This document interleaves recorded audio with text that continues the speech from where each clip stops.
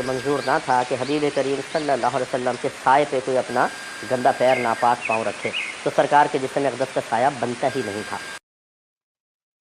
ये कहा जा रहा है कि नबी सल्लल्लाहु अलैहि वसल्लम का साया अल्लाह ने इसलिए नहीं दिया कि कोई अपने नापाक पैर ना रख दे नबी सल्लल्लाहु अलैहि वसल्लम के साये के ऊपर। ये बात जो कही गई। आइए दूसरी वीडियो भी देखते हैं। वो बयान फरमाते हैं अन्नल्लाह, और उसकी वजह हज़रत उस्मान गनी रज़ी अल्लाह ताला अन्हु बयान फरमाते हैं अन्नल्लाह मा औकाज़िल्ला कालल अर्द लिअल्ला यदा इंसान कदमहु अला ज़ालिका ज़िल। हज़रत उस्मान कहते हैं हुजूर, अल्लाह ने आपका साया इसलिए नहीं बनाया किसी इंसान के कदम न उस पे आ जाए। उस्मान रज़ियल्लाहु अन्हु से ये बात साबित है या नहीं है, हम ये देखते हैं। ये बात नहीं साबित है, इसकी तहकीक तो शेख किफायतुल्लाह आगे पेश करेंगे। हम अभी फोकस कर रहे हैं जो बात कही जा रही है, ताकि कोई शख्स उसके ऊपर पाँव ना रख पाए साये के ऊपर। मेरी पावर पॉइंट शेयर करें। तो मैं आप सबके सामने अब एक बात रख रहा हूं जो आप लोग खुद देखें, और ये जो बात मैं कह रहा हूं आप खुद जाके एक्सपेरिमेंट कर सकते हैं। नेक्स्ट, आप सब देख रहे हैं कि साया जब किसी के पाँव के ऊपर आता है, जब आप सोचो कि आप किसी के साये के ऊपर, शैडो के ऊपर पाँव रखोगे, तो जैसे फोटो में दिख रहा है ना, ऐसे होगा। मतलब साया आपके पाँव के नीचे होगा या ऊपर होगा?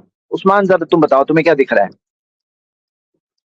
जी उस्मान, क्या दिख रहा है तुम्हें? साया पाँव के नीचे दिख रहा है या पाँव के ऊपर दिख रहा है? देखो और बताओ। पाँव के ऊपर है, पाँव के ऊपर है। सब लोग गौर करिए, ये बहुत सिंपल है समझने की बात। यानी कोई अगर नबी सल्लल्लाहु अलैहि वसल्लम के एक साये के ऊपर अपना पाँव रखेगा तो साया पाँव के नीचे नहीं जाएगा। सिंपल सी बात है, कॉमन सेंस की बात है। साया पाँव के ऊपर आएगा, और कोई साया कुचला नहीं जाएगा, या कोई साया के ऊपर पाँव रखकर उसको निचला नहीं बताएगा। नऊज़ बिल्लाह, ऐसी कोई बात है ही नहीं। नबी सल्लल्लाहु अलैहि वसल्लम का साया नहीं बल्कि किसी का भी साया वो पाँव के ऊपर ही आ जाएगा, पाँव के नीचे नहीं जाता है साया। सिंपल सी बात है, कोई भी देख सकता है। क्योंकि साया जो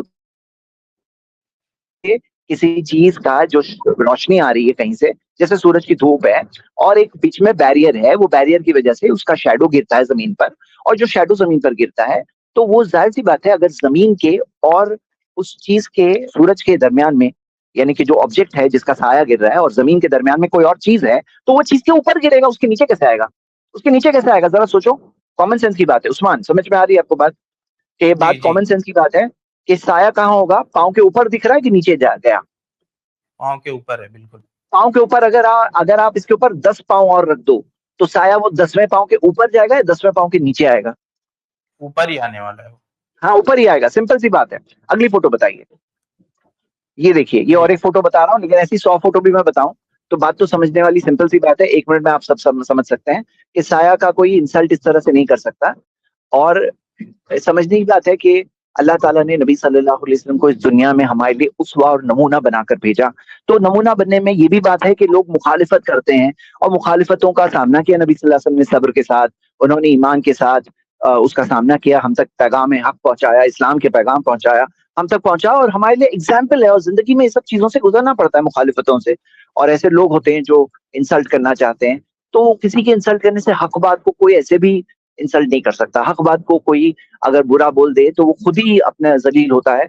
असल बात तो ये कि हक है, सच्चाई तो सच्चाई है।